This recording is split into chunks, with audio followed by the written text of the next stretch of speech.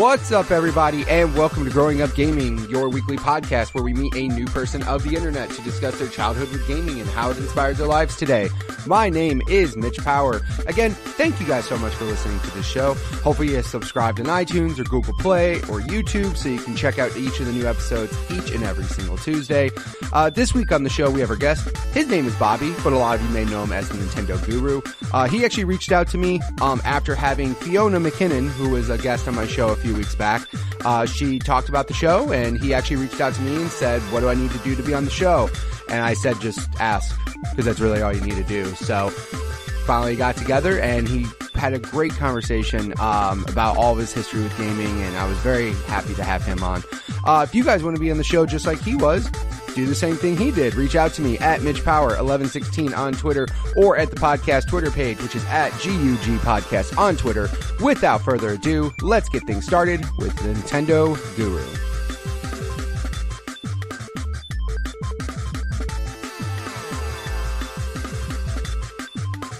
Do you initially remember what got you started playing games? Was it a family member? Was it a friend? Was it some stuff you saw at the store? What was it? Yeah, so for me, what happened to me was, so it was twofold. One was my grandparents used to own a bar. So we would go over there as young children, and they had arcade cabinets there.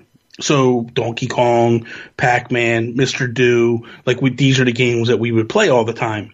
And then one day, I don't remember what the occasion was. That's the weird thing. But I just remember being at my uncle's house. And him and my dad came home from work, and they had an Atari 2600. They hooked it up, and we all started playing. And fell in love with this console. And I was like, this is, what is, I'm playing video games in my house? What is going on here? This is crazy. So I remember my dad and mom were sitting on the couch, and all the kids were playing this thing. And my mom and dad were like, oh, we should probably get one for the house. And we left there and went to Sears and Roebuck, and bought an Atari 2600 and took it home. And then that's where it just started from that point. And I really quickly just got hooked on games. My thing was Pitfall. Activision games were, for that console, Activision games were the be-all, end-all. Right. So River Raid, Pitfall 2. There was I wish I still had them, dude. I killed myself for not having them. There was patches that Activision used to send you. If you could take a screenshot of doing something special on certain games, they would send you a patch. My mom, I saw it in one of the game catalogs.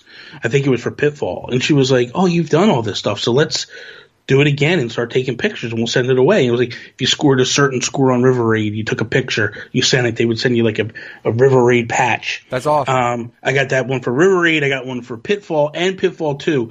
Pitfall 2, you had to score a certain score. I actually beat Pitfall 2 with a perfect score at the age of 9 or 10. It was crazy, dude. Nice. And my mom took the picture, sent it off. I got a Pitfall 2 patch, and so that was where it started for me. That was the be-all, end-all. What's funny is that's almost like everybody now has achievements. That was a real achievement. Yeah. They actually sent a fucking physical item in the mail. Yeah, physical item in the mail. That's not a goddamn number, an arbitrary number. That's a physical patch you could put on something. And the same thing with Pitfall 1. I had a certain score. You had to score a certain score to do it. And it was crazy at an early age that how engrossed I got. My mom actually, playing Miss Pac-Man, flipped the score, literally went all the way through and started the game over. That was nice. There was no end credits. It was just you flipped over and you started back at zero. Yeah, there's no end credits. Nuts. I would love. It would be hilarious if there were to think there's end credits for an arcade game, like a game like that. There's some end credits for that. So no, they just kept playing until your fucking quarter stopped. Here's the real question I had. Mm-hmm. Did you get quarters just given to you at that bar? Oh, yeah, man. Okay. So what happened is me and my brother would show up, and my grandmother would be like, what are you guys doing? Blah, blah, blah. We tell her, and be like, okay. Because the way it was the bar, the bar was on the first floor, and the second floor was my grandparents' house. Oh, okay, cool. So we would go over, and if we spent the night and stuff, we would go over, and then we'd wake up early in the morning before the bar opened, and my grandma would be like, "Hey, you guys want to go play some games? Here's like $5, $5 each." Like, she would take a roll of quarters, split it in half, give me 5, give my brother 5, Right. and then she'd say, "Go ahead downstairs, plug in the game you want to play," because most of the times they would unplug them at night. Plug in the game you want to play. We'd go plug it in because they had like at one point they had a whole game room. Oh, nice. So they had like pinball machines and like foosball tables and like all this crazy stuff. And then eventually, as time went on, they eliminated it and turned it into a dining room. But they always kept the arcade cabinets. They always kept like 1 or 2 arcade cabinets. Right. And we would get in there and like I would go downstairs. I remember playing Donkey Kong like crazy. Donkey Kong and Mr. Do are the 2 games that really truly stick out for me as the games that we played all the time because they always had those machines. Right. But I remember they had like a bowling game where you had like it was like a metal disc like this, and like you slid, and it would like hit the pins, and the pins would flip up behind. It was like crazy, stupid stuff. But like, yeah, we had all that stuff. It was pretty awesome. Yeah, because I remember like, cause I know some of the places there with arcades, some of them were owned by other people, where like. You're basically paying them, but somebody would maintain them. Somebody would, you were just kind of leasing them in a way, and you would get. Yeah, my grandparents got like a percentage of the take. So it's kind of like right now, like you have a Coca-Cola machine or a Pepsi machine in your establishment. If I go in and I buy if I buy a soda, whoever maintains that machine pays me a percentage of it. Like maybe he's selling sodas for $1, I would get a quarter for every can of soda that's sold. It was the same thing. For every game that was played, they got like 10, 15 cents or something like that for the game based on it. The crazy thing, I didn't know if like they own, because I was going to say if they were the type of like if they were the person who actually owned the cabinet, they could just open up the key and go, "Fuck it, here you go, have all the plays you want." Nothing like that. She would just give us rolls and like, the thing of it is though is, and this is the one thing I always likened, and this is what killed arcades. Essentially was when home consoles caught up to the arcades, it just killed the arcade cabinet business.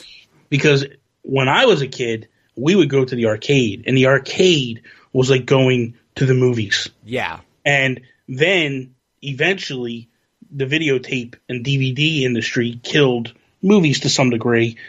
I remember listening to Kevin Smith one time describe movies are the commercial now for the home market. Like, essentially, like you put, because think about it, movie hits the theater, it's there for 2 weeks. Yeah, a lot of them, unless it's a bigger movie, like they don't stick around very long at all. Most of them are in and out in a couple weeks. Yeah. If you go the first 2 weeks, it's done and gone. Right. And I remember being a kid, like, summer movies, all summer. Yeah. It was there all summer long. Now, like, even a Marvel movie is there only for a couple of months, and it's gone.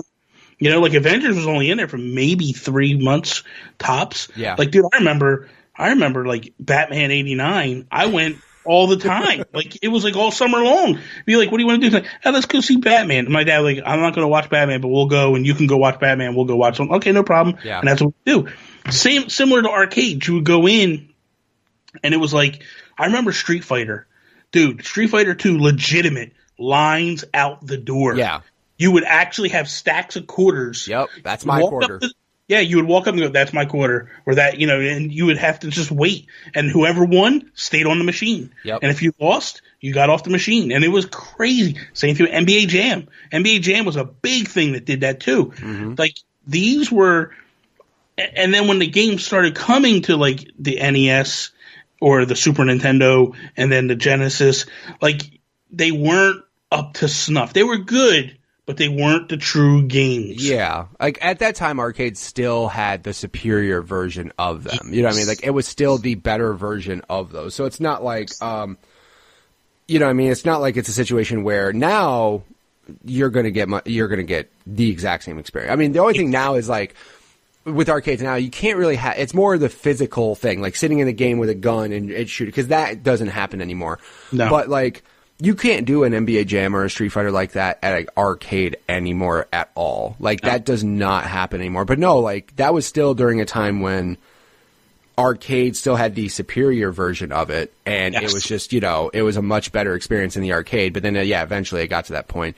And it makes sense with the movie thing you were talking about, too, because, like, you're right, though. Like, you going to that was like a spectacle. Like, you going back in the day, going to the arcade was like, holy shit, look at this place. I can't experience this at home. This is amazing. You used to walk the arcade a couple times to go, okay, what do I want to play? And you would have like the new release section where when you walked in to the left, I remember the arcade that I used to go to. It's called the Spaceport, and you would walk in and you would go in, and on the left hand side was like 3 or 4 games that were like the new releases, and then like they would advertise new games coming in a couple weeks. Like, I remember when it was Mortal Kombat and Street Fighter back and forth, and it was like, hey, we're going to have Mortal Kombat 2 next week. And, like, it was a big thing. And, like, it was so cool because they would, like, pull the other Mortal Kombat out, and there'd be an empty space there. And they would put a sign, coming soon. And, like, they made it like it was an event. Right. And son of a bitch, you went in there that day, and it was like, boom, here we go. Yeah, like exactly. It was something special. It really was. And by the way, yeah, you're 100% right about the movies, too, because, like, I remember going to, like, because I used to spend time in Texas during the summer. I would fly to Texas for a month, spend time with my grandma and my family there. And there was a cheap theater, you know, like one of those theaters that, like, movies were going out, so it was only like $1 or something. Yeah. So my grandma would work a lot, and we would go to the movies and just watch whatever. I remember one summer, for whatever reason, I could be bullshit wrong, Toy Story 1 felt like it was in the theaters for like a fucking year. Yeah. And I remember watching Toy Story 1 that summer 5 times in the theaters, just because I was like, it's never going away. We could just watch it over and over. And I remember I was like, yeah, we're watching this shit all the time. So like, the other thing too was when movies first started coming to the home market, this is why Blockbuster and stuff was in business. They were too expensive to buy for you and I. They were like $100 to buy a movie, $150. Which is fucking insane to think about. It's insane. But what happened was, and this is the first movie that did it, Batman 89. Yep. They had an endorsement deal with Coca-Cola or Pepsi, one of the two, where they put a commercial during the trailer section of the movie, which basically was Pepsi fronting the money that made it cheaper, and you could buy Batman 89 for $20. Yeah. And that was the first movie that we ever owned, and I watched the shit out of that. Everybody, I think, owned that movie. Yeah, I think so too. And that started it, and that killed the Blockbusters and the home rental market and everything. And like as time went on, it just totally destroyed the theater cinema too. Thankfully, a lot of those rental places took advantage of the video game side of things because those were still $60, $50, $70, just depending. That was back in the day when games cost more because it had more actual computing power in them. You know, some games were $80, $90 for other games were $50. It was just weird. But at least they had that, which, by the way, shout out to every video rental store for that because I think every kid in the area had that. That became an event too. Yeah. We would go. I remember being a kid, and we would go to the video game store, or not the video game store. We would go to the movie rental store every Friday night. So like clockwork. Friday night, my dad get home from work. He'd call the local pizza place down the corner. It was like a 45-minute wait just for pickup. He would call in the order, say to me and my brother, let's go, let's jump in the car. We'd go to the local deli, which was right in the same shopping center. We go in. He'd grab a couple 2 liters, some snacks and stuff. All right, let's go to the video store. Let's rent some movies. And then I remember when they started renting NES games. Yep. And my dad would be like, okay, you can rent 1 game and 1 movie. And that was the weekend. Yep. That was like the event for the weekend. And I remember going in there. The NES was the first one to do it.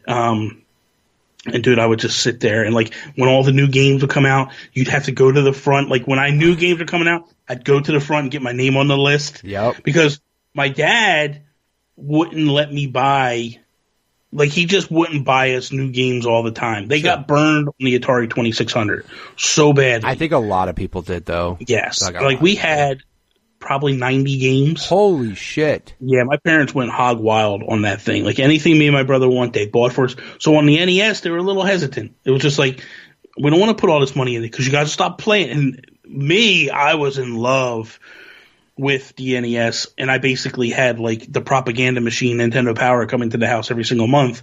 So it was telling me all the new games that were coming, and I was pushing to get them.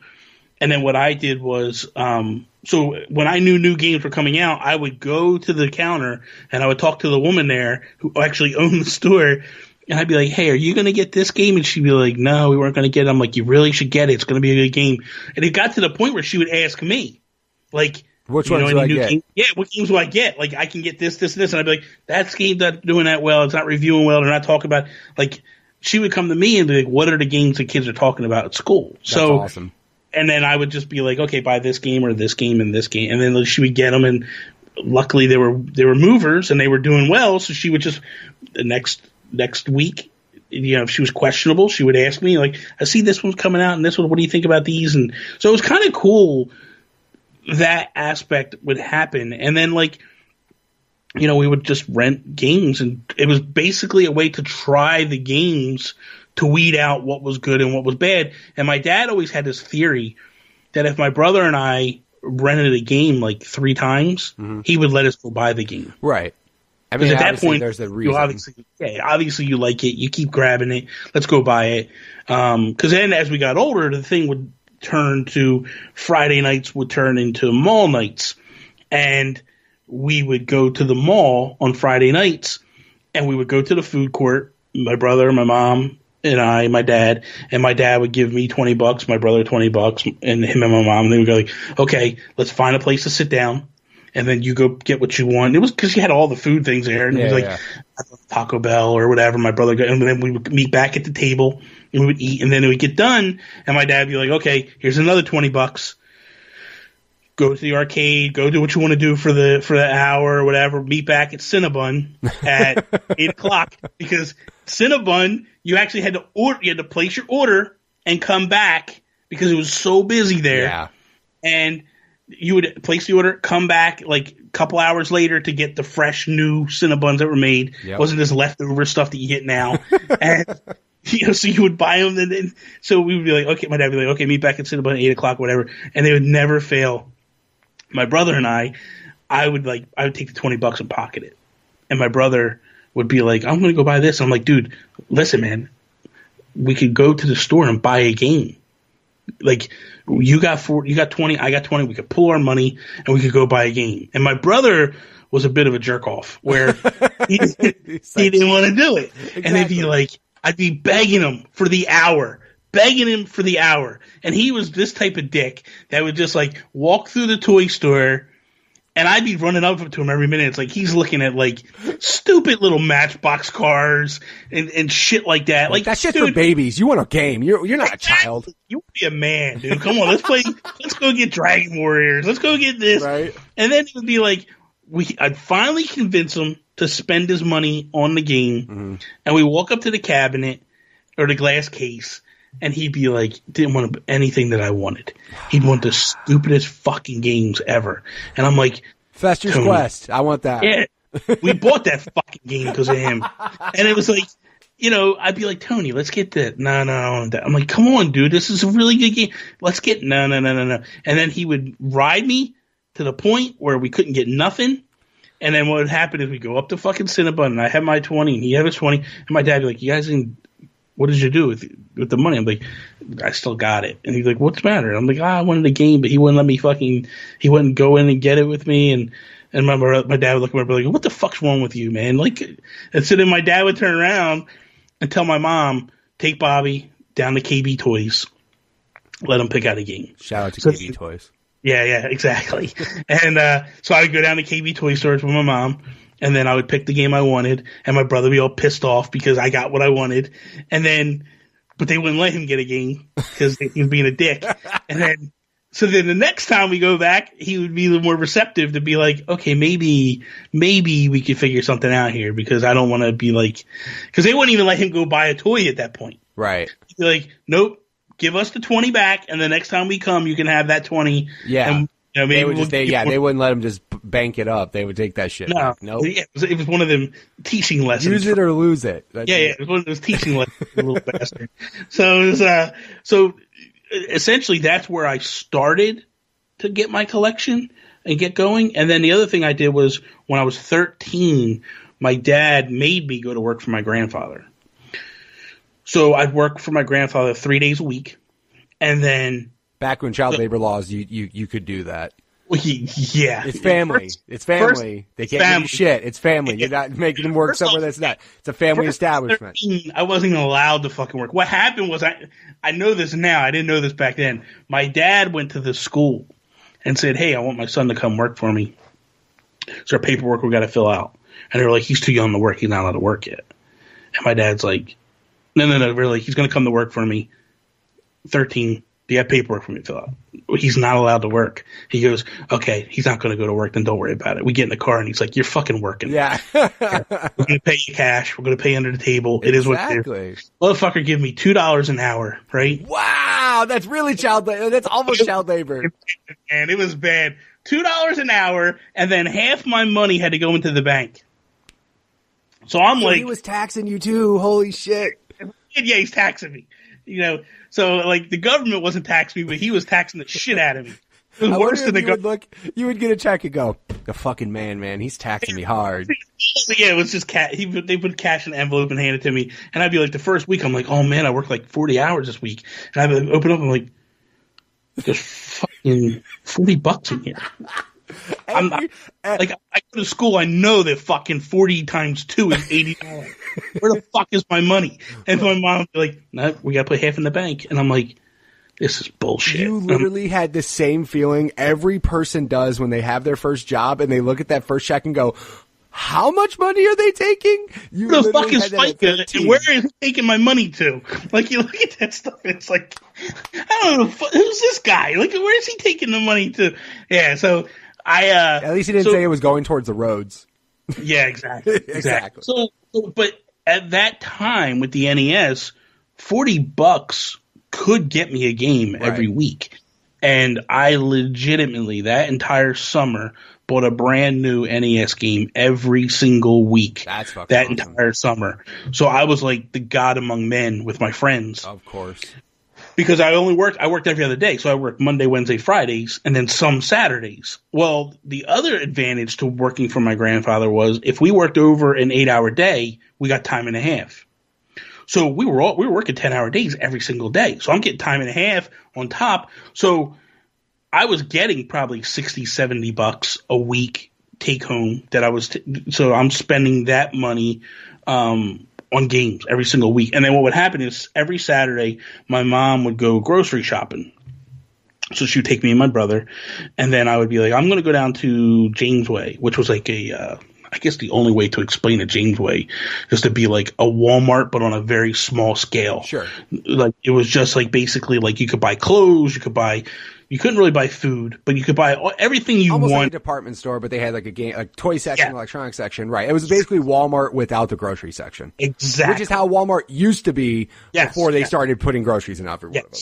So I go in and I would go into the game section because this game section was kind of older. They didn't really have like the latest and greatest because they were kind of like you would go to like Sears or KB Toys or it was actually Electronic Boutique at the time. You would go to those stores to get the new games, but the older games they would kind of have. And so I would go to there and I would picking up games for like $20, $25. So I'm buying 2 games at a clip. Right. I'm literally going every week, and they would always have but it was new to me. Sure. Because I wasn't on top of, like, I wasn't able to go to them. And then the Friday nights when I would get to go to the mall, that's when I would buy the special ones that I couldn't get. So that's basically where all my money was going, just the games at 13 years old. Right. The other thing, too, is also money is in a complete perspective, right? So, for example, you were making $2 an hour, which people would go, that's fucking terrible. However, to you, who gave a shit because every week you were working and getting a game. So, like, that's the thing, too, is like, you know, when I was younger, when I was 16 getting a check and I go, holy shit, man, $200, $300, I'm going to do all this shit with it.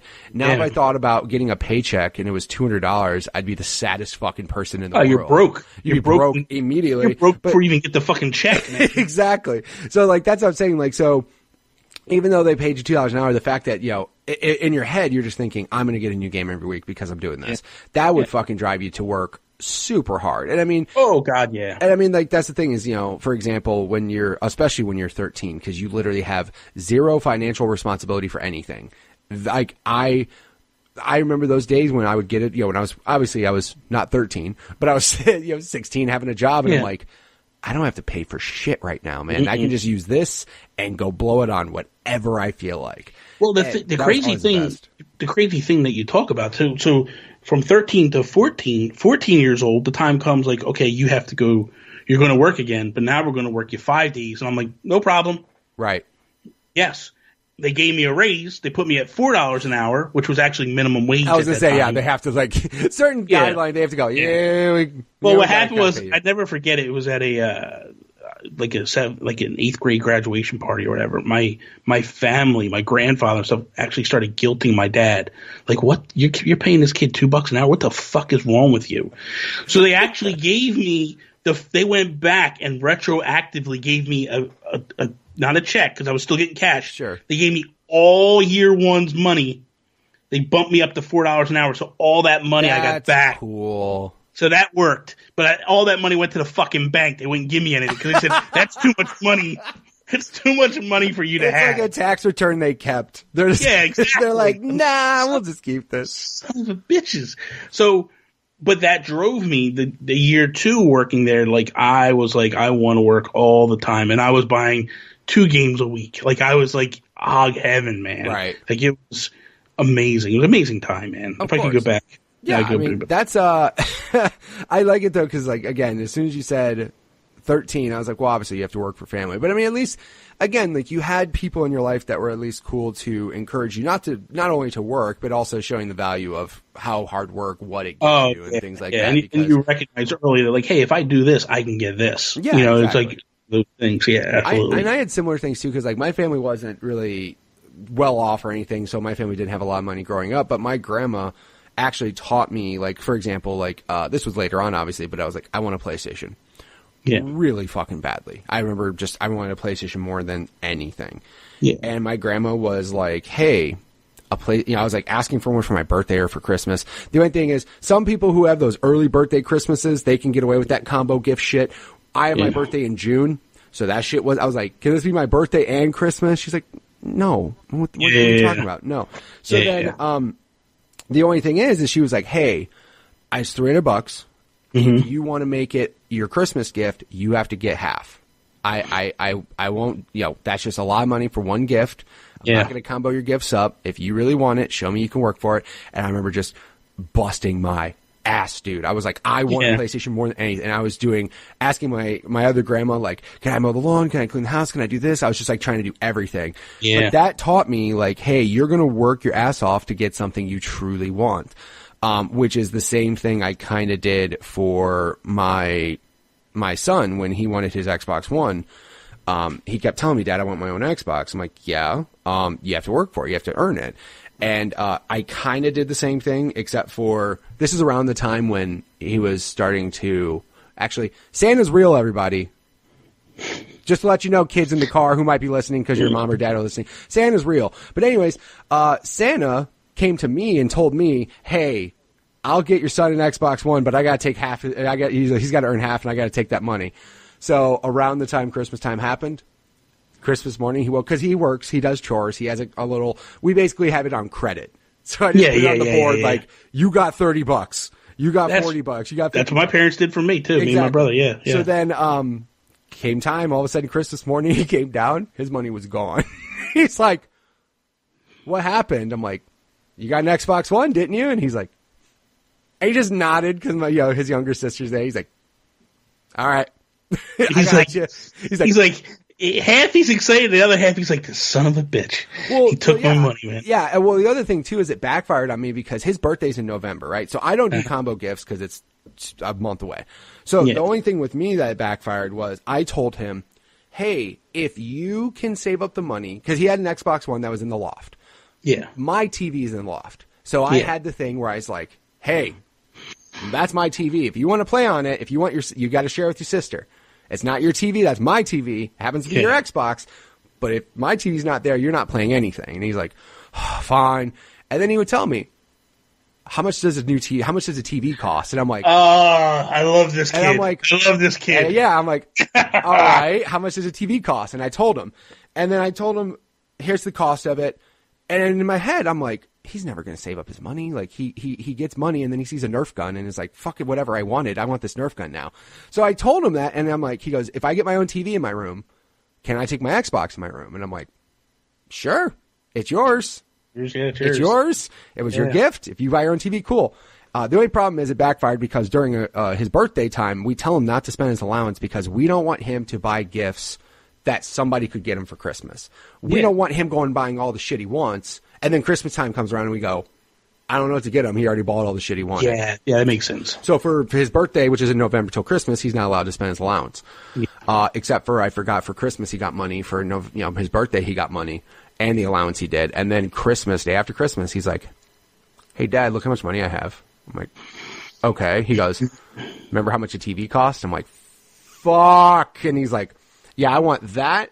And I have enough to buy a stand or a mount for my wall. Wow. And I'd like to buy all that. And would you mount it for me, please? And I'm like, my argument's gone. I'm like, oh, shit. You got no argument. He got you by the balls. He got me. And I'm like, you got me. You played me like a fiddle. All right, let's go. Got him a TV, mounted in his room, got his Xbox in his room. And then the only thing, I use it as an excuse to buy an Xbox One S to take my old one in the loft for my daughter. So that was the only thing that worked out for me. I was like, it worked out for you. I was like, Kayla doesn't have one to play on. We got to get. You know what? I'll just upgrade mine. I'll give her my old one. So that's how we ended up with. That's amazing. Yeah, that happens. But no, like that's again, value of money and gaming. I mean, that's a really big driving factor. So absolutely, man. So and obviously the cool thing is. And you kind of mentioned to it earlier, but your parents were pretty cool about gaming. They weren't like, you need to get out of the house and do some other shit. Like they were. I mean, that's not necessarily true. It. Like they wouldn't let me play all the time in terms of like if it was like my dad made me like you go outside, you play, and then nighttime you could play your NES and all that stuff. Like I was a big baseball player growing up, so. Like that was all I did. I'd go outside. I played baseball. I played sports, basketball, tennis. We played like there was all kinds of stuff that we'd play. Ride our bikes. My grandfather he owned a big gravel pit, and that was behind our house. So I had like baseball fields built in the gravel pit that we would play. All of me and my friends would go down and we'd play some sandlot ball. We'd have BMX tracks built in the pit. We would ride our bikes down the roads. So these were all the things that we had. So. It was actually fun to go outside. There was stuff to do outside. Sure. So unless it was a rainy day, it would hit a certain time and he'd be like, get the hell out. And I never forget this day. So when it was the days that we worked, like often, like I'd work 3 days a week. Right. It happened because I'm so, like you said earlier, like you wake up and you wake up. You know what I mean? Like your clock gets, and it's like, okay, it's time to get up. So I'm getting up at like 6 o'clock every day to go to work. So that it's my day off. And I get up and I start playing my Nintendo. Right? I'm like, oh, shit, 6 o'clock, I'm up. I'm playing my Nintendo. And my dad walks in and goes, okay, get your stuff. Let's go. I'm like, what the hell are you talking about? Right? I'm off today. So I just worked yesterday. I jump in the truck, and we're driving to work. And I'm like, I thought he was taking me someplace. I didn't know what the hell we're doing. He also for another day. We get halfway to work, and he looks over. He goes, where the hell's your lunch pail at? And I go, it's home. He goes, why don't you bring it? And I go, I'm off today. And he's like, oh, shit. He goes, well, we're not turning around now, so you're going to work today. And I'm like, today's my day off, man. Today's my day to play Nintendo all day. So not only did you work you for child labor, he forced you. Yeah, he forced me to go to work. I'm like, so do I get tomorrow off? He's like, nope, you're working tomorrow. I'm like, oh, this is bullshit. Oh, my God. So, yeah, so it was good stuff. But, yeah, my parents were very they were kind of very understanding. My dad, not so much. My dad always felt it was kind of a waste of money. My mom really was like, well, you enjoy it, you have fun with it, you're good at it, so go on and do your thing. Like, it's okay. Right. And as long as your grades stay up, as long as, like, there was things that I had to do. Stipulations, like these have to be in order, right? You got to do your chores, you got empty the dishwasher, vacuum the living room. Like, there was things that we had to do around the house. And then my brother and I were old enough that, like, when we come home from school, we stayed home by ourselves. We didn't, we didn't have to go to a babysitter or any of that. So that was a little different. But yeah, my mom was more lenient with it. My dad was more hardcore. Well, especially when he was hardcore, when he made you go to work, even though he forgot. He's like, fuck, well, whatever, you're here, let's go. What about lunch, Dad? Don't worry about lunch. It's like, here, I'll give you $20, go buy lunch. And that's not even true. He said, you're working, you got money, buy your own lunch. Yeah, you're a working man. Dude, I cannot wait till my son gets a job and he'll be like, Dad, can you buy me this? Nope. Get a job. You work. You got a job. You work. Where's your check? Go get that. Yeah, I mean, at least so, I mean, because some parents out there were very, like, some people just don't understand, and some people do it just to shut their kids up. But then some parents are like, cool. Like you said, you were mentioning earlier how your mom was like, wow, you do this. Like, let's take these pictures and do this stuff. So, I mean, she at least was encouraging on it. You know, some again, I think dads, it just depends on the dad of, like, because some dads are part of that generation where it's like, be into cars, go work on a car, don't fucking play these games. And then you get those dads who played Atari and understood and was like, no, I get why he's into this and stuff like that. Yeah. So obviously, the good thing at least is that you're working, making your own money, doing your own shit. So you eventually, just based off your name and your podcasts and what you have all behind you, I'm assuming you went to Super Nintendo, because the last thing I can imagine you doing is going to Genesis. Fuck Genesis. Please tell me you weren't one of those, like, fuck you, Genesis kid, don't talk to me in person. No, I was. Yeah, fuck that. We sat around the lunch table, and we would fucking argue during the lunch breaks at school of what was the better console. And I was that jerk off that sat there and be like, have all the fucking answers, because I'd be ready every day. Right. Because every day some kid would sit there and try to tell you why Sonic was better than Mario. And they said, fuck you, it's not. It ain't. It's never going to be. I think that's the only argument it's so funny, because that's the only argument you do say is, fuck you, no it's not. Exactly. And that was it. And I'd win every time. Everybody's like, ooh, he said the F word. He won. But no, that's why, like, it's funny, because when I'm doing my podcast or I'm doing my streams and stuff, and someone brings up games that I'm not fond of, like, it brings me back to that point. Mm-hmm. And, like, someone was saying the other day, like, I talk about games, and they're like, it makes me laugh, because it was Joseph Moran, Mr. Badbit. We're talking, and I'm like, we're talking about WoW. And I was like, no, it's a bad game. And he's like, well, you can do it. It's just bad. And finally I go, fuck you, Joseph, it's bad. It sucks. And he's like, he goes, it makes me laugh every time, because that's your go-to. Like, fuck you, it's bad. Stop. Yeah, like when it's when I get put into a corner where I can't win, I just go, fuck you, it's bad, man. And then he starts laughing, because I can't be mad at that response. It makes me laugh every time. It's so like, good. I just let it go. So it's like, it's but like that's the nuke. It's the nuke in the conversation. It's like, fuck you, it's bad. Yeah, so I bought a Super Nintendo. Well, no, that's not. So my mom bought me a Super Nintendo, and my mom didn't want to buy me a Super Nintendo, and I had to beg her and prove to her that, like, listen, this is not a bad investment. Because her feeling was, well, you have a Nintendo. And it took me like 2 years to get a Nintendo. Right. Convincing the parents of, like, the idea of a new console. Like, well, the thing of it is like I said, they got burned on the Atari 2600. Right. So convincing her to go from the Atari 2600 to the Nintendo was the hardest job I've ever done in my life. I finally got them to get me that, and then the thing comes with the Super Nintendo, and she's like, no, you got this. And so I basically was like, Mom, come with me. Took her in my bedroom. Well, first went into my brother's room. I'm like, do you see this room? Fucking shit all over the place. Stuff smashed, right? And then I was like, now come with me. And then we went into to my bedroom, and I'm like, look at my NES. Look at my TV that you bought me. Like, everything's clean, put away properly. I'm a good kid. My thing was like, if you get it for me, I'm going to take care of it. Treat it with respect, right? Yeah, so I'm like, I'm not going to destroy it. I'm going to, and she goes, let's see what Santa Claus can do. That's right. Shout out to Santa, bro. Yeah, and so, my parents actually, if I'm not mistaken, they separated at that point. They weren't together. Okay. And my mom came through, got me the Super Nintendo for Christmas, and then Santa hooked me up with some games for it, and it was the best Christmas ever. Like, it was just so awesome, because she actually came through. And I often wonder, because for kids that come from separated families, you often wonder, did I get it because she wanted to get it for me, or did I get it because she didn't want my dad to get it for me? And it was one of those.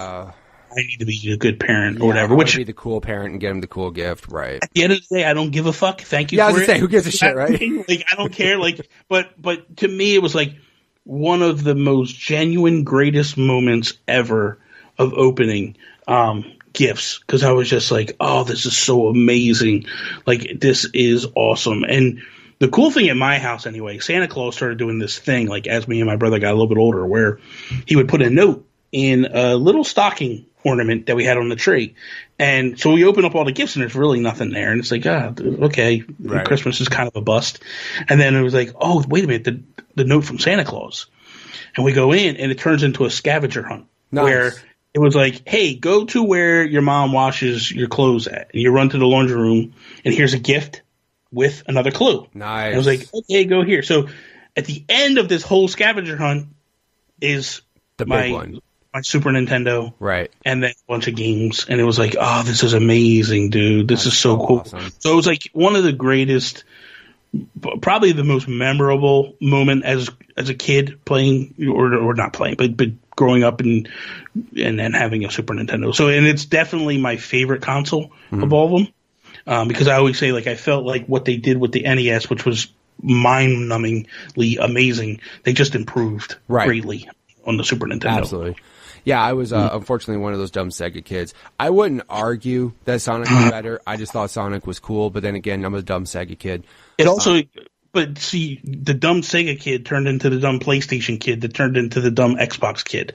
So I understand. Why you gotta be like that, bro? Because that's my trajectory. Why you gotta shit on me? I literally went from Sega to PlayStation to Xbox. Why you gotta be like that, bro? It's been good having you on the show. I can read you like a fucking book. It's so easy to know you guys. It's so fucking easy.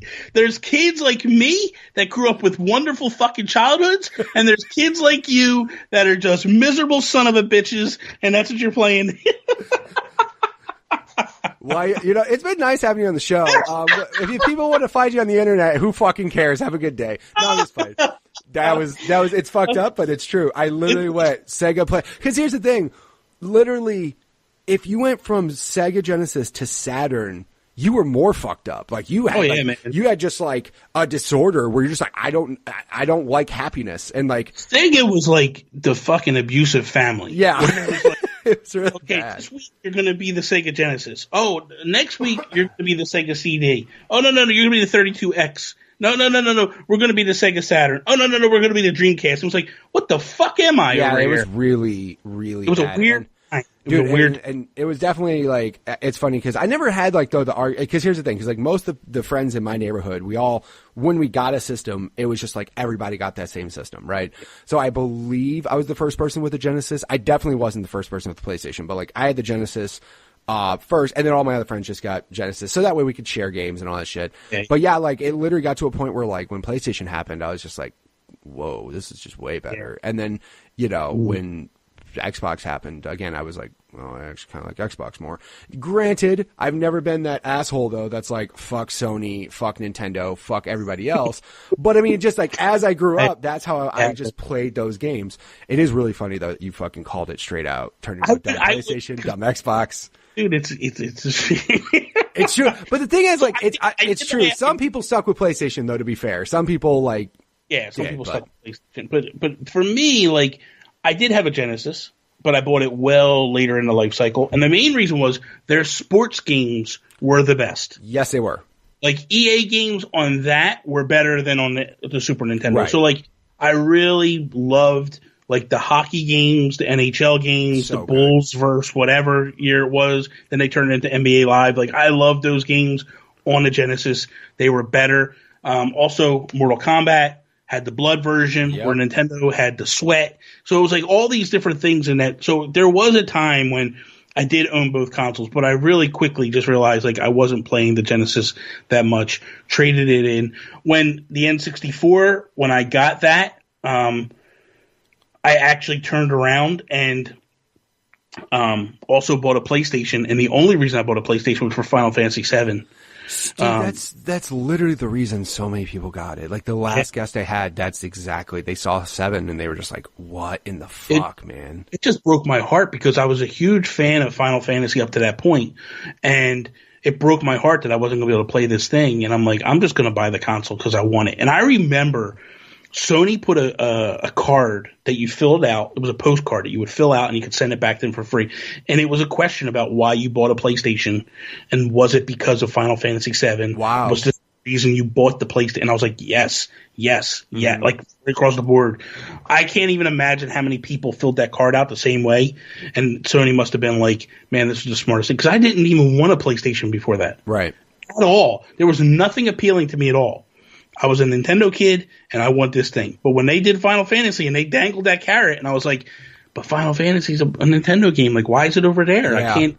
Like, you're still at that age where you're like, I mean, I was older, but you're still at that quasi age where you're just like, I want that. I gotta go get that. Yeah, that was, I mean, so obviously Super Nintendo was, second, I don't know who I'm assuming Super Nintendo ended up winning the long term of like console sales of that generation. You know what I mean? I believe, I'm almost positive it did. Obviously there was months where Sega did better, especially like you said.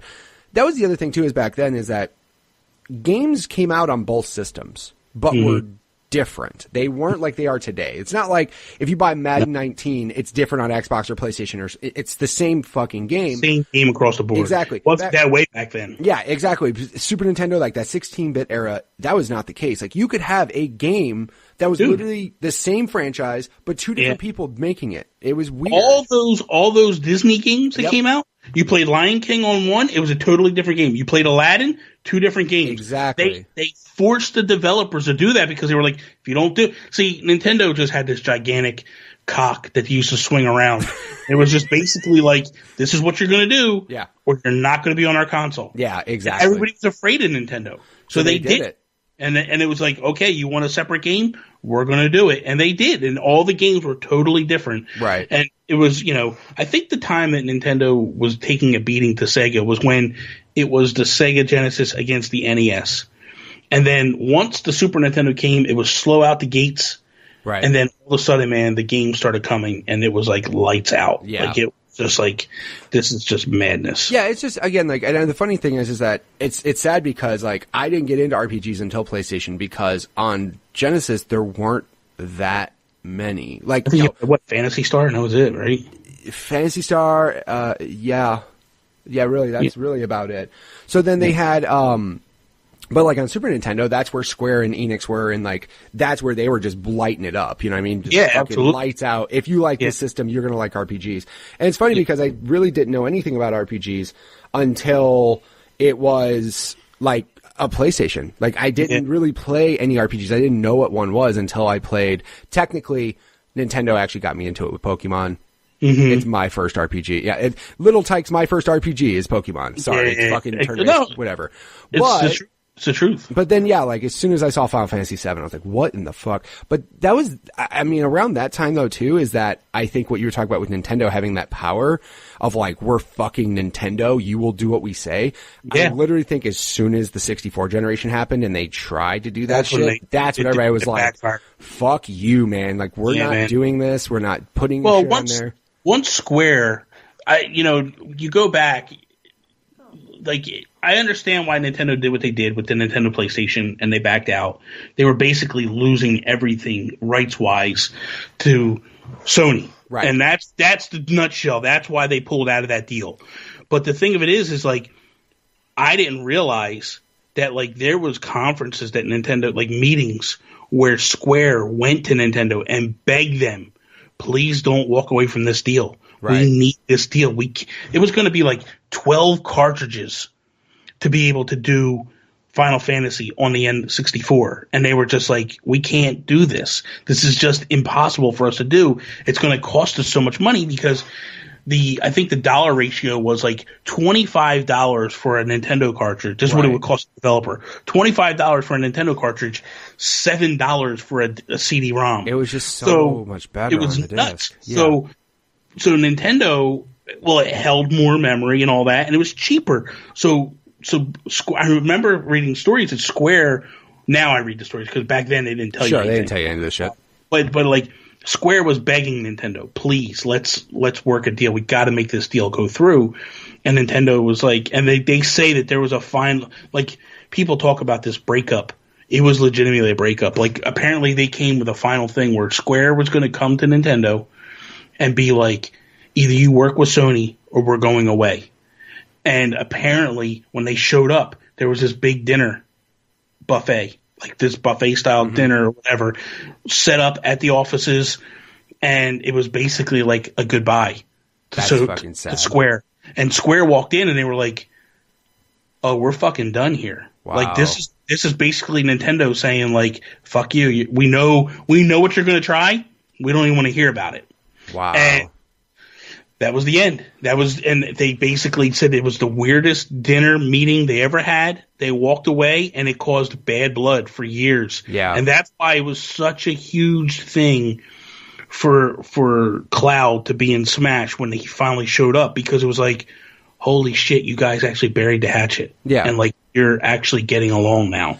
Yeah. And it's weird because like they for Game Boy Game Boy Advance, fucking a ton of Square shit came out then. It just, for some reason, like that 64 era and that whole like 64 PlayStation era, they just straight, it's weird because like when you think of like quote unquote really good RPGs on 64, there's nothing there. There's nothing there. And it's like, it felt like you were a Genesis kid. Like, where are all the good RPGs? Oh, they're over on PlayStation. Where are all the good games? Like, even third parties kind of. That was the beginning of Nintendo taking a beating with third parties. Like, that was the 100%, start. Yeah.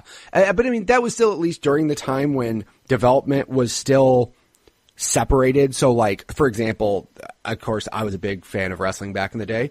So, man. The 64, like N64 wrestling games were completely different than PlayStation, but that's where they were far better. They were just so much better at that time. Yeah. And that's why, so Nintendo still had that kind of market where they had like developments were still different, but just so many games on PlayStation were blowing people's minds. And Nintendo got kicked in the mouth for that whole, like that generation, I think, is when they finally just got kicked in the mouth. And then like GameCube eventually, like GameCube was fine, and then obviously the Wii exploded and whatever. Yeah.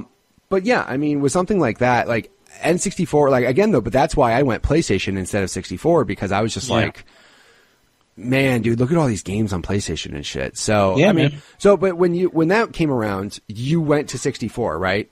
Oh yeah, I stayed with Nintendo. I went 64, I'd say it's the first console I bought. It's the first home console that I bought from Nintendo. I actually pre-ordered it like 3 years before it actually launched. I pre-ordered it when it was called the Ultra 64. Right. I walked into Electronic Boutique, walked up to the counter and was like, hey man, there's this new console coming out from Nintendo called the Ultra 64. I want to pre-order it. And they were like, no SKU, no nothing. They actually had a notepad and they wrote the name of the thing down, put my name and phone number down, and took like $25 from me.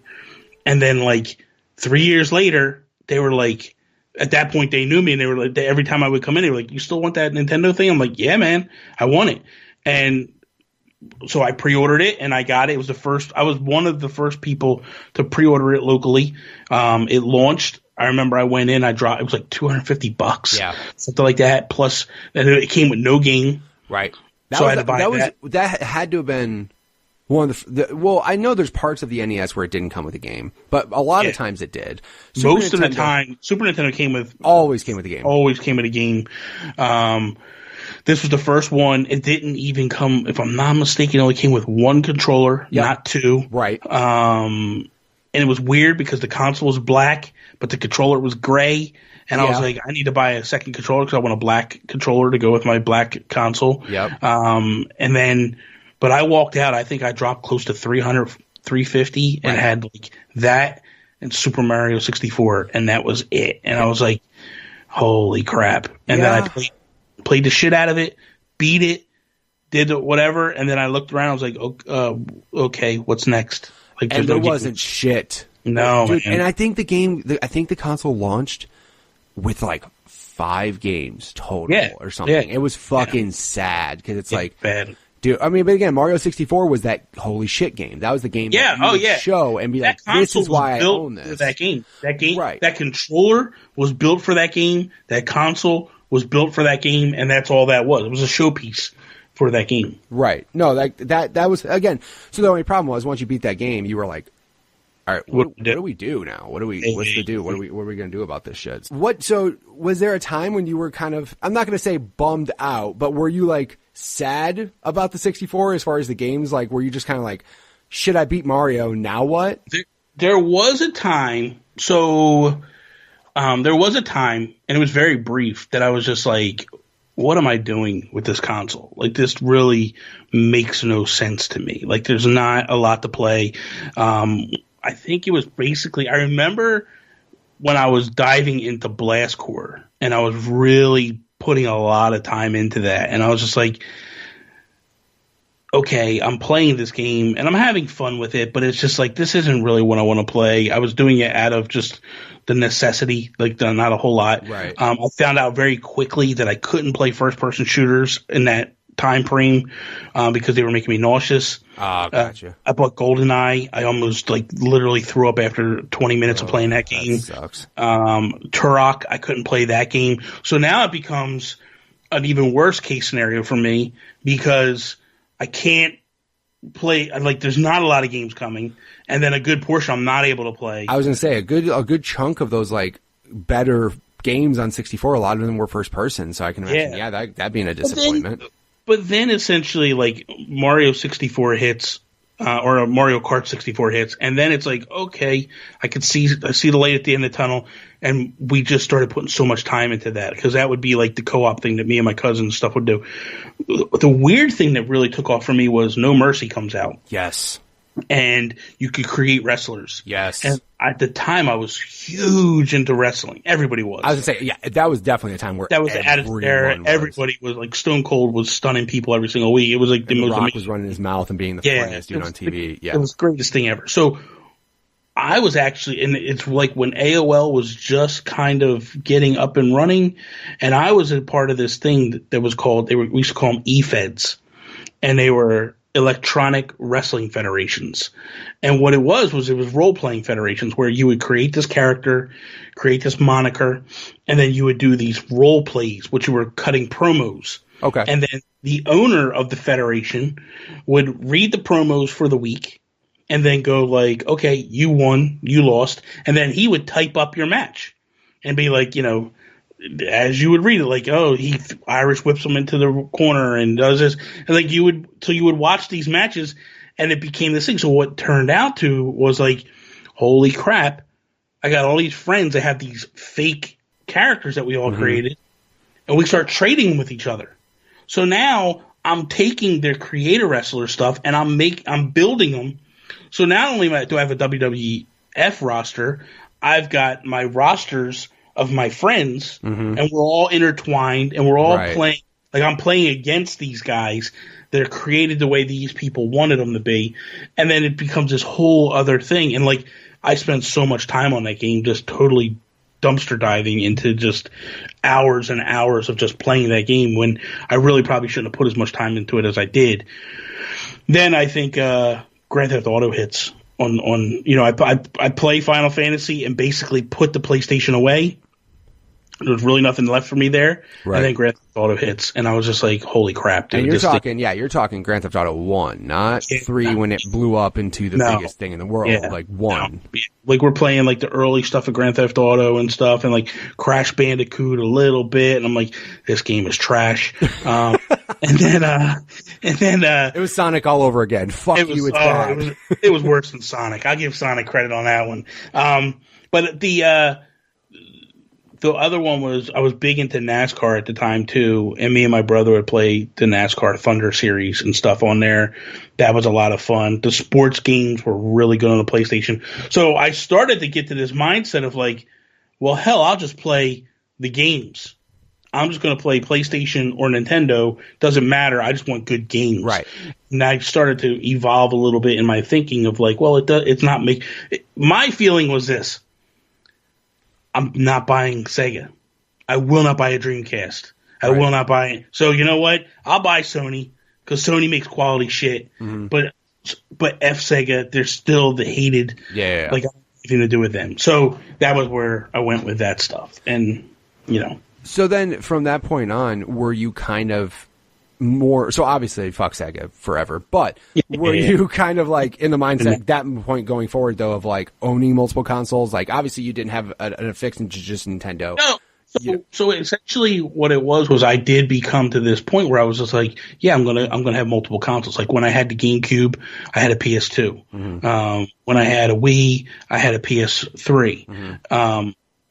The weird thing was I just never supported Xbox. Mm-hmm. So it was kind of, because it turned into one of these things where I own my Nintendo stuff because I love Nintendo. Right. But I had a choice. Do I want a PlayStation or an Xbox? Mm-hmm. They're playing the same games. Yeah. Minus the first party stuff. Sure. And I really didn't give a shit about the first party stuff. I just wanted to play EA Sports and stuff like that. And like, so this is my third party machine. And because the third party games are the same here as they are over here, because the thing of it is, like I said, I couldn't play first person shooters. That really messed me up. What's the point of me owning an Xbox? Exactly. It's a Call of Duty machine. It's a Halo machine. It's a Gears machine. I can't play these games anyway. Right. So why do I even want a console? So I bought a PS4, and or a PlayStation all the time. Right. So that was why I went to PlayStation. But my near and dear to my heart was always Nintendo. Sure. And I just always stayed there. See, right there, like the fact that the first-person shooter genre makes you sick. That alone right there makes complete sense on why you wouldn't like Xbox. Now, I'm not trying to say, oh, Xbox is only shooters. However, at the time, what got Xbox on the map, though, was shooters. Yes. Like, there was eventually, like, for example, it's sad to say, but, like, original Xbox had amazing RPGs. It had Fable, Knights of the Old Republic, Jade Empire, like, had solid, and even going into 360, Lost Odyssey, Blue Dragon, Eternal Sonata, like it had these games that weren't just shooters, but the game that what game got me into Xbox? Halo. Yeah. Sorry, it did. And then if I didn't play Halo, and if I didn't like Halo as much, I wouldn't be as big of a fan as Xbox. So that makes complete sense why, especially you didn't care about the third party stuff. And that's kind of how it is for me, is like, I literally own an Xbox as my primary console. So like, everything I play is, if it's available on there, I'll play it. But obviously, in order for me to enjoy gaming as a genre, as a whole, you can't just say, fuck Sony, fuck Nintendo. You have to have, honestly, you have to have all of it. My PlayStation 4 right now is literally an exclusive machine. It is like Horizon, God of War, Spider-Man on Friday, fuck yes. But that's what I use it for. My Switch is in the same realm where I'm like, I gotta have my Nintendo games. I gotta have my Mario, Zelda's, Mario Kart, Smash. Like, you still have to have those, but it makes complete sense though why. Like, for me, I think the thing that got me into Xbox more was like, the shooters were fun, but when Xbox Live happened and like Halo 2 happened, like how advanced online gaming was for my dumb brain who never played PC. I never touched PC gaming and shit, but just like, seeing how Halo 2 worked, and to think that, like, literally 14 years ago, they had proximity chat, they had clans, they had party, like, they had group chat, they had all this shit. They had the party system where you could lobby up. I'm like, that was all mind-blowing, and I just... They were ahead of their time. Yeah, exactly. And like I said, I think that's where my head got around just online gaming, and honestly, Xbox is always online. They know what's out there. I have all the consoles. I have all three. Course. And for me, Sony has turned into just a Naughty Dog machine. Like, I own it for Naughty Dog games. Yeah. I was going to buy Spider-Man. The puddles, there's no puddles in it, so it really bothers me. Get the fuck out of here. I'm kidding. Okay, I was about to throw you off the show for that shit. Dude, shut up, everybody, with the fucking puddles. Hey, guess what?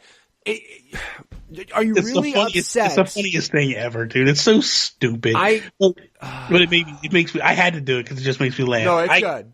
The game looks good. And I didn't get God of War yet. I didn't get Horizon yet. There are games I will get. Listen, Zelda was my jam. Yeah. And I just I want the better, so I'm going to play Zelda, and that's just where it was. The only thing you fucked up on, and I'm not saying you fucked up, but you kind of did. You just said I did, so we'll see where... No, but here's the thing. You played Zelda first before Horizon, and that fucks you up. You can't go to that crappy game Horizon. That's the problem. Okay, first off... You can't climb walls. That's the most annoying thing. You get stuck in... That's all I'm meaning by that, right? Just to be completely clear, Horizon is actually my favorite PlayStation 4 game. It's fucking ridiculous. It's such a good game. And God of War, I played and beat God of War. It's good. I just mentioned on the last show, the only thing that fucks me up is all Greek and Norse mythology I could care less about. Yeah. I don't give a fuck about any of I'm not into elves or orcs or dragons or any of that crazy shit. I just don't care about it.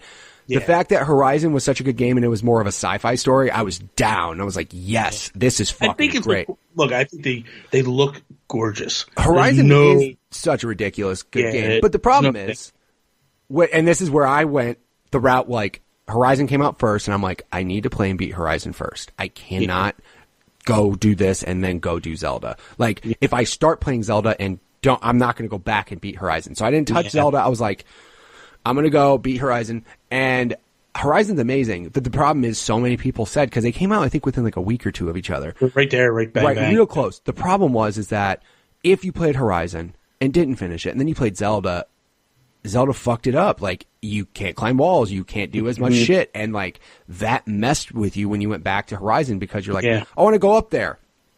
Fuck, I can't climb that mountain. I can't do that. What's funny is some people say like Zelda broke them for that type of genre forever now. Honestly, dude, I went to go play Skyrim and I was like, fuck Skyrim. Like, I can't climb this mountain. I gotta take a horse and kind of ride diagonally and like I get stuck and I'm like, oh you gotta shit. Find now the angle of the polygons where it's like, I won't fall on this angle. Yeah. It screwed me up. And I'll be honest with you, did the same thing with me with Xenoblade Chronicles a little bit, where it messed me up a little bit, where like I can't how do I get up there? And it's just like, I just want to climb the fuck up there. Why can't I climb the fuck up there? Here's the thing, Zelda just made it like logical. You know what I mean? Like before video games, you didn't have that shit. You're like, how do I get up there? Look at a map. I gotta crawl over here. I gotta go over here. I gotta go over here. And Zelda was just like, why can't you just go fucking up that wall now? And that's why I think the funniest tweet I ever read during all that was people were saying like, oh, Nintendo stole this from Dark Souls and stole this, and From Software came out and they were just basically like, yeah, we kind of stole a lot of stuff from Zelda. Yeah, I'm sorry. Like, they're like, please, like, most games, they're okay to take back. You know what I mean? Yeah, exactly. Most games now, I'm sorry, most games aren't original. Yeah, they're gonna take something from something else because guess what? Gaming's been around for long enough. You know how many movies are original? The funniest thing was to Chris Berto one time. He comes on If We Ran Nintendo with me and Sean, and he's like, because he buys a Switch, and I'm like, I want to know why you bought a Switch or what made you do it. We're having this conversation, and he's like, the only thing that kills me is I love the Pro Controller, but the button layout is wrong.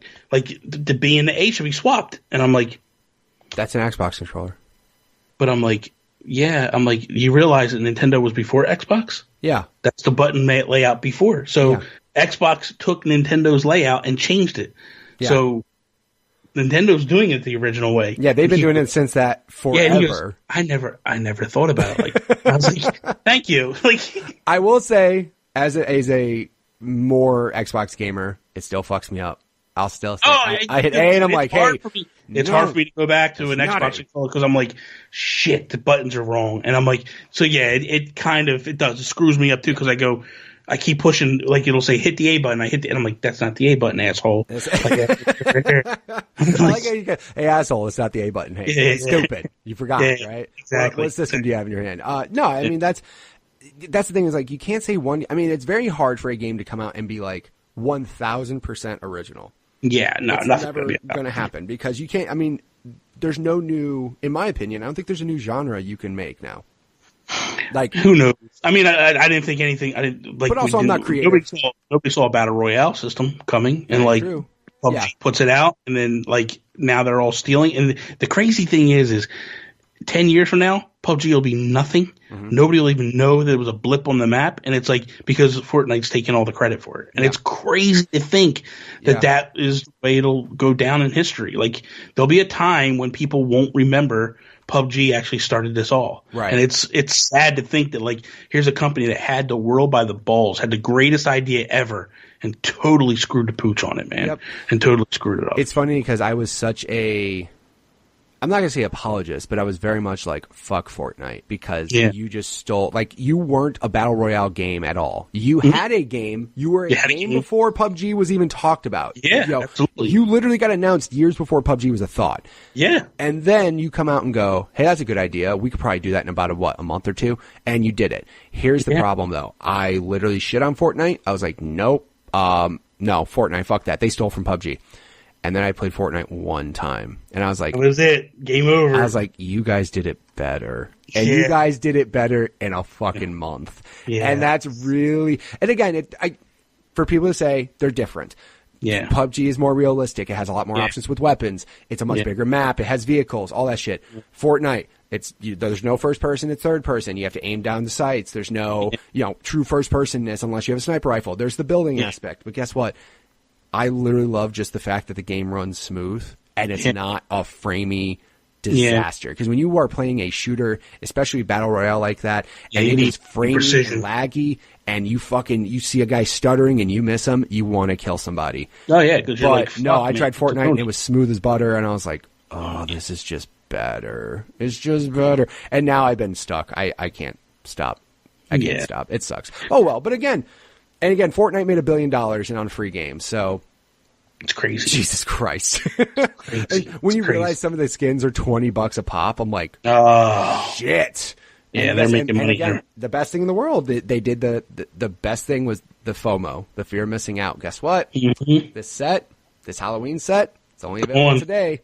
Yeah, you better go beg mom for $20. Yeah, or she'll make your ass work for $2 an hour, but you're not going to get $20 today, are you? That's what you got to do. Like, dude, exactly. But no, I mean, those types of things. It is kind of sad though that PUBG might not be recognized. I mean, the people like us will remember, but then absolutely. If you ask Timmy, who's 8 years old, the casual fan, they don't have no clue what PUBG is. Exactly. They have no idea. The funny thing is, I mentioned this before too. You mentioned about buying a system that didn't have any games. You literally can buy a PlayStation or a Switch, go home and not buy a game for it, and play Fortnite and fucking just enjoy the shit out of it.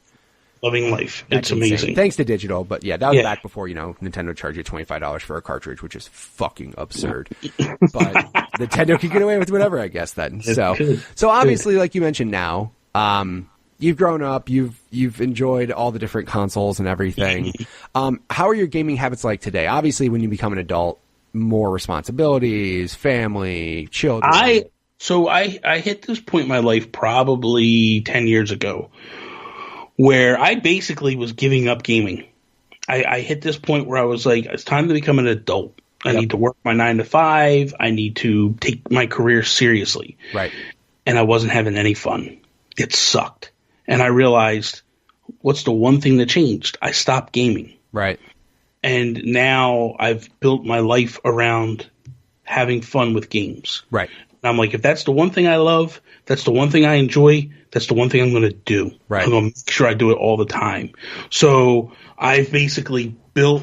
6 months ago, I left everything that I was doing because my wife and I had problems, and we wound up separating. And I took a 6-month break, and because I was trying to figure out what was important in my life, and I was going to give all this up for her, and that just didn't work out to be that way, and we are proceeding with a divorce. But what ultimately was when I bought this place that I'm in now, I was like, well, now it's my place. Right. And I'm going to make this game-centric. Like, this is ground zero for gaming. Right. So you see the studio. I mean, you can see the studio I built. Right. I was just like, what would be the ultimate thing that I would want? This is going to be it. But this is the crazy thing, Mitch. This is just my studio. Mm-hmm. My living room, I put 2 4K TVs, 50 inches side by side. Jesus.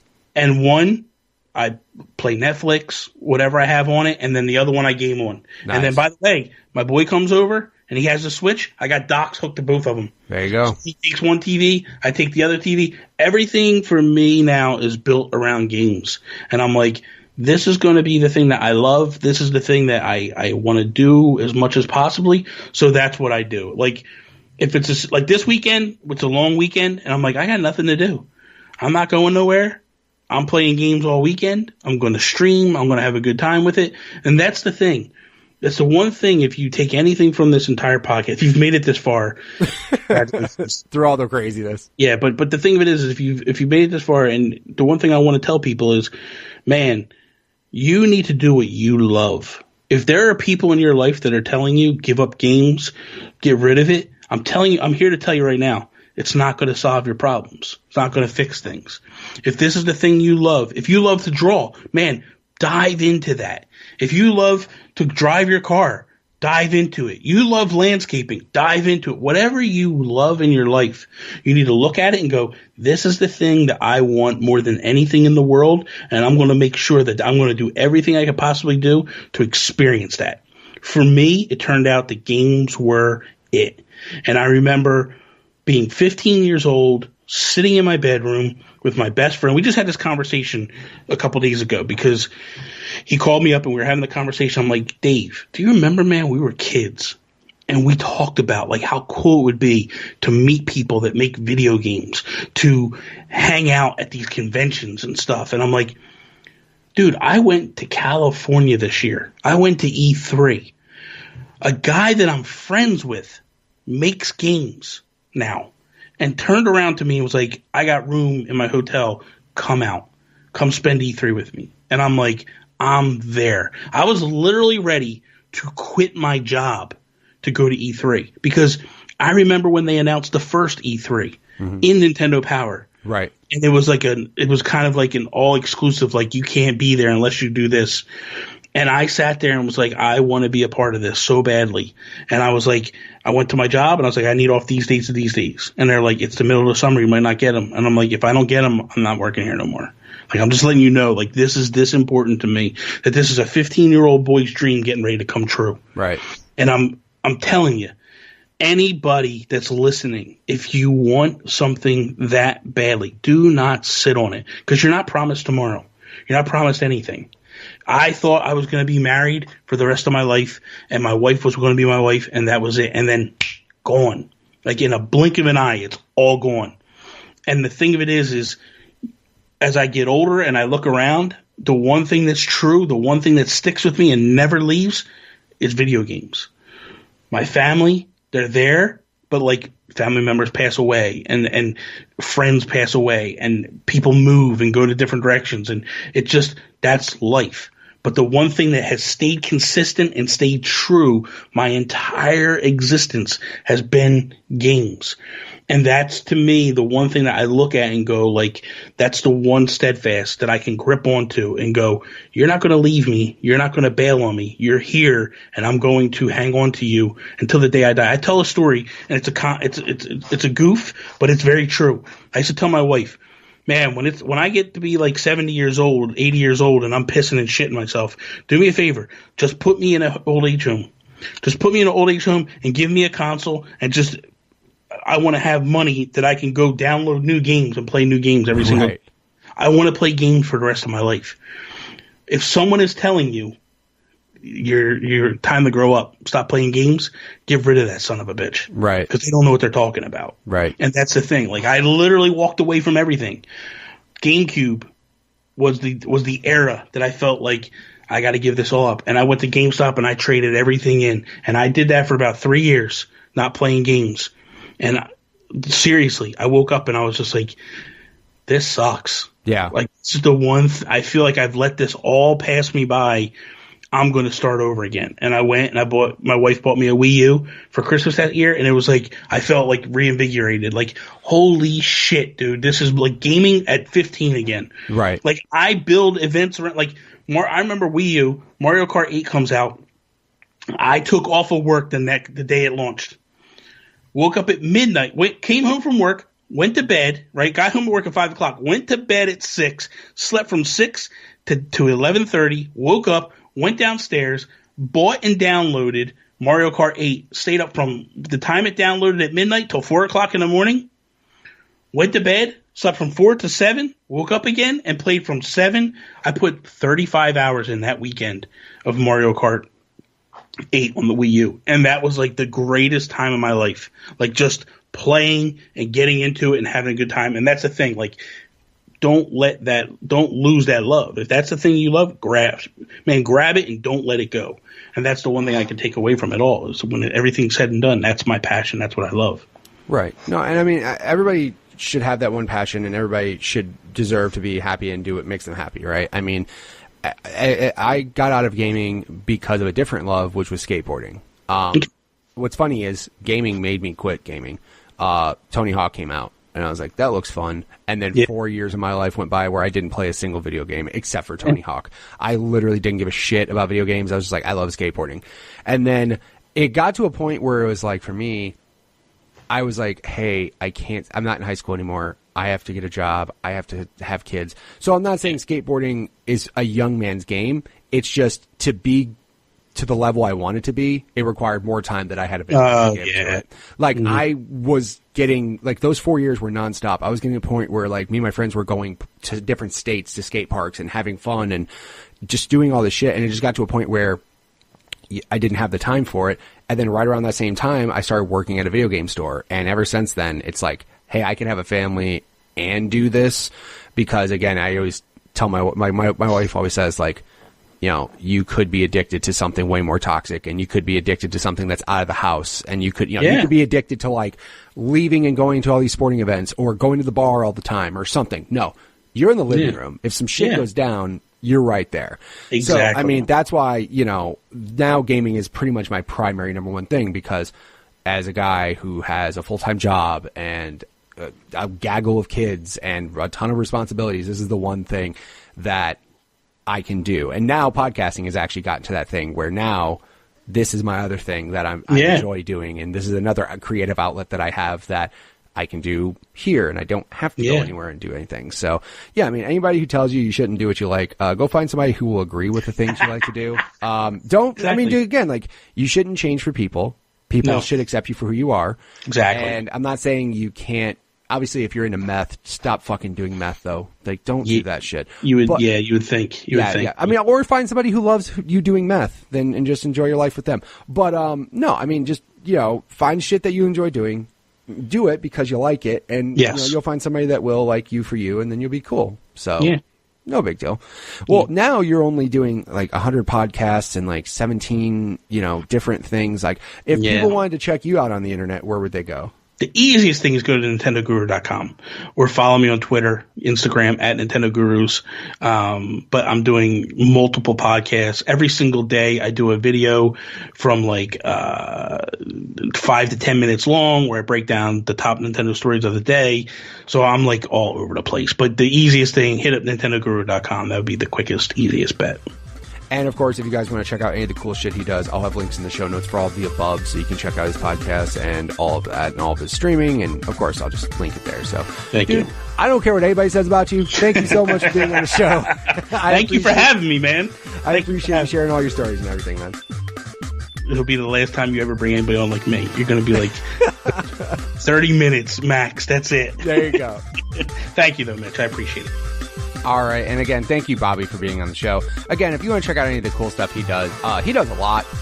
Like a lot. So feel free to check him out at NintendoGuru.com. Of course, you can find him on Twitter at NintendoGurus. So you can feel free to message him there and have fun and discuss all the fun things Nintendo has to offer, because, of course, that's what he loves to do as well. If you guys want to be on the show just like he was, go ahead and send me a tweet at MitchPower1116 on Twitter, or at the podcast Twitter page, which is at GUG Podcast on Twitter.